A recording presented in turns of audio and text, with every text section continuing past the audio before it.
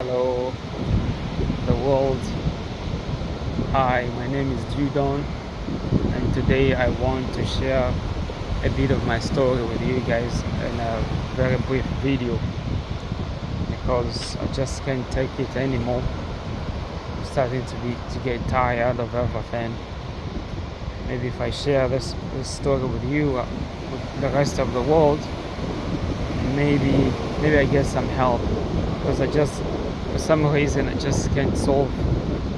I find myself in a cycle, repeating the same, going through the same thing over and over again. So my story goes like this. I was young in the Congo. Life was very tough back then, and then I had to leave my country. I migrated to Tanzania. I was 15 years old. I came to Tanzania with no family, with no one, and the way of life here, the restrictions and everything, I couldn't get any help. I struggled until I was 22. I couldn't get any help. I didn't have the right to have a job, to go to school. There was no program, no any assistance whatsoever. And then I was stuck. I started thinking more critically. I started thinking of my life, and I realized I couldn't go on living like that. I had to go back to my country. Well, I made another video like this. With the help of friends, I was able to be repatriated back to my country. I went back to the Congo with the intention to regain access to my life, and I got my passport.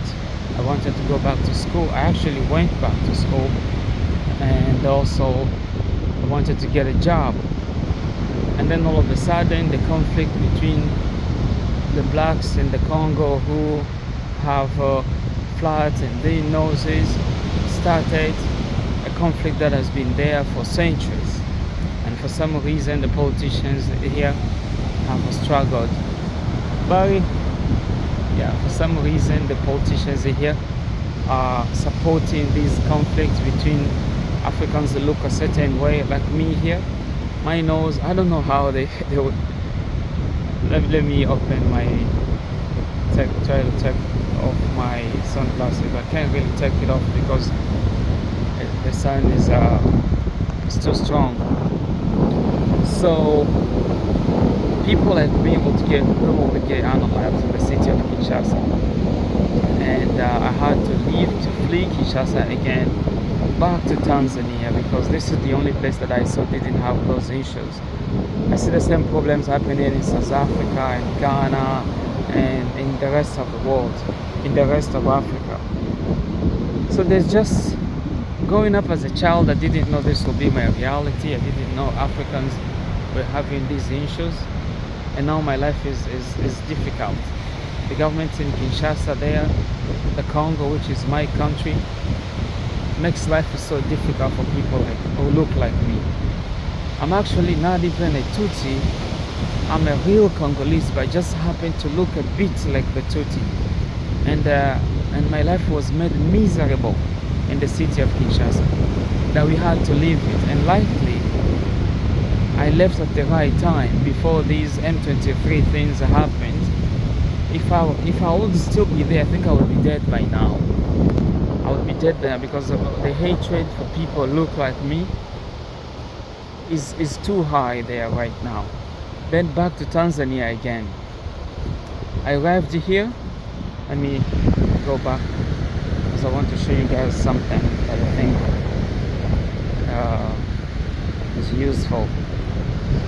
So I came back here, a country that I didn't want to go back to because life for other Africans here is extremely tough. When you're here, you will be discriminated for not being Tanzania, for being from another country, an African from another place.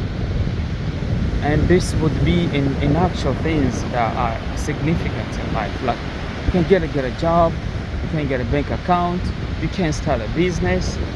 Recently, the president, the government of Tanzania installed a whole load of forbiddance foreigners from other African countries, including East African countries, from owning a business, a small business, from starting small businesses. So now, I don't know. I think I'm lost. There's nothing I can do now. I can't start a business in Tanzania. I can't go back to my country because people look like me are not wanted there. Now I'm lost. I never knew that one time in Africa I would have no place to run to. I never knew really. So I am very, very confused, and I don't even know how I can ask you guys for help. How are you going to help me? I really don't know.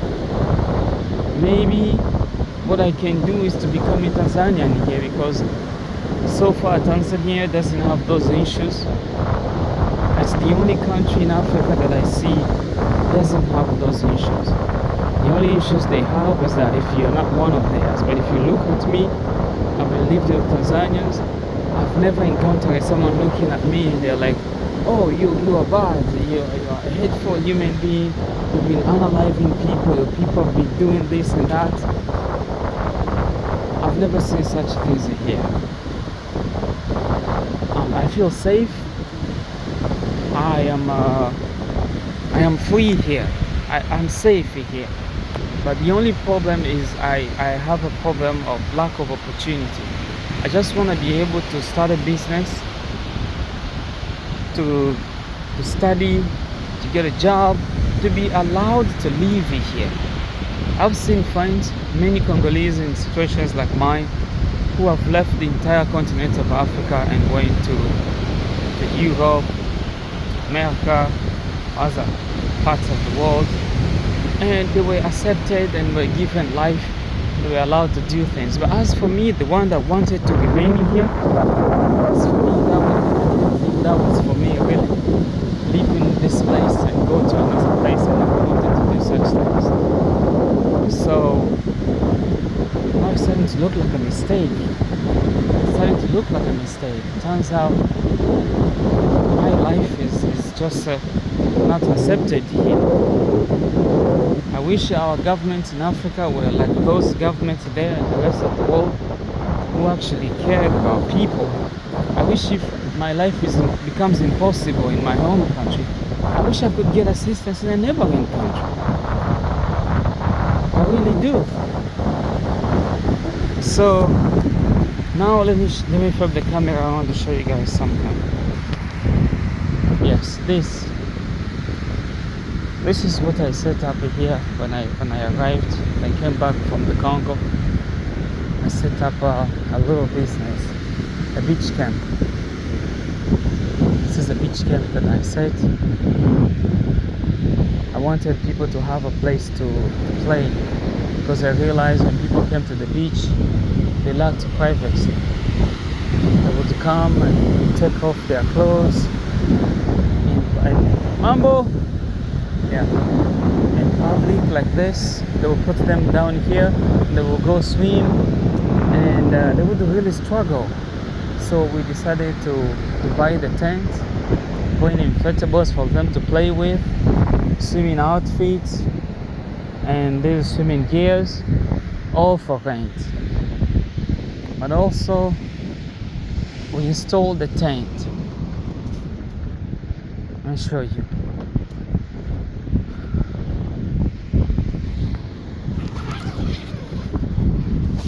These are the tents that we put. This is an air mattress, a carpet, a blanket, and a pillow. A person comes here at the beach, they have privacy. They rent this for like 5,000 for 4 hours. That we give them internet as well, and bonfire at night over here, and they get to swim. They can play with the bikes. They got some drinks there. Yeah, this is what I did for the local people here in Tanzania.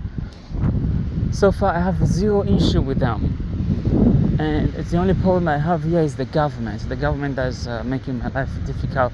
Even if I have any ideas, the Tanzanian people can't benefit from it because I am now strictly forbidden from doing such things. And this is a dining area for them. This is a refrigerator where we keep food for them, a dining area, a sitting area for them while they get to enjoy the sea. And this is a windbreaker that we installed. This is a windbreaker that we installed here. And this is Eric, a Tanzanian that works for me. They help me. His job is to ensure that he has his binocular. It helps him. Eric, say hi to them. Hi. Yeah, he is from a region called, Metokera. Tanga. He's from Tanga. He came here to work with us because, life is tough. He also has his story. In Africa, everybody has a story. So his job is to look, when people are playing with inflatables, he looks around to ensure that everyone is safe should anyone need help or rescue or anything. And this is a sitting area as well, a game for kids, a little arcade here that we installed for kids to play with when they come to the beach, just giving everybody a bit of something when they come in here.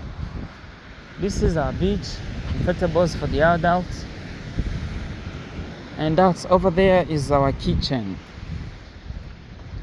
and more tents over here. There's a lot of good things I wanted to do here, but then again the funds are limited. I have a lot of good ideas that I would love to do here. Another problem I have is the land owners over here, for some reason, even though they are not allowed to own the beachfront here in Tanzania, but they really don't want us. These are big people who have been working in the government of Tanzania, and they influence people to just chase us away. But that's another problem. That's not my real main issue right now. A place to go. That's one of the issues that I'm facing.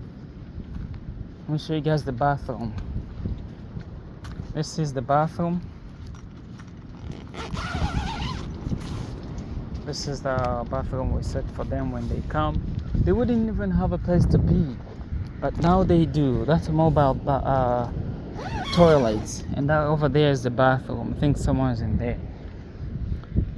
Well, this is the business that I said. It's facing lots of problems. From a place to install it, for some reason, small businesses like this are not welcomed. On the beachfront because the landowners who own the beachfront properties, they just don't want anything in front of their properties. And so far, for now, we are here. So that's you. Now, what do I need help with? What do I need help with right now is I want to be able to have a country to live in. I want to be able to live freely. Yes, that's all I want. If anyone knows anyone in the government here in Tanzania, please help me. I'm tired of back and forth. My passport is full of visas. Every 3 months I have to leave. And I wouldn't go back to the Congo because the Congo is so unsafe for me right now. I still have a lot of bad things going on there. I run to countries like Burundi, Uganda, Burundi, what else? Kenya. I get to, especially Kenya, I go to Kenya every 90 days. I have to leave Tanzania. And sometimes I have issues with the immigration agent. They tell me, why you have to go back to your country now? They tell me there's no wind that my country's at war. No, you've been coming back and forth here all the time. We want you to go back to your country now, and then after you've stayed in your country, then you can. I can't go back there, but I don't want to become a refugee. I just want to be allowed to live here and be given a chance at life. My life is getting wasted away by these unstable politics on the continent. So that's one thing I need help with. If anyone knows somebody or an agency here in Tanzania that can help me, that's one help that I need. Secondly, I will need financial help. That's another thing. With this speech here, I have my girlfriend. I think she's the one that was having a shower. I wish she was out. I would have introduced you guys. She's Tanzanian. Eric is also Tanzanian. They are helping me with this speech. I'm going to have to register the business in the name of my girlfriend. But I think with this financially, if we buy more things at this beach, improve the services for the local community, the little contribution that we get from them will help me be stable financially. And that means the people that are living with me and together with me will be living well. So that's one thing. Two things. I want a residency and I also want some financial support for what I'm doing. That's it. I've been thinking this morning. I've been thinking a lot. I'm reaching a point where I'm just about to give up. I've been strong for too long and then I found myself in a cycle. Nothing's ever changes. It's just the same thing. Whenever something good is about to happen, a problem happens. It was just one morning then I saw on the news that I am no longer allowed to open a small business in Tanzania. The only country where I feel safe. I'm not allowed to thrive. Now, the country where I'm also allowed to thrive, I'm not wanted. I face existential threats. People think the way my mind works is evil and so they don't want to be with me. I was very young and the people in the Congo don't want to live with me. So please help me. I need help, guys.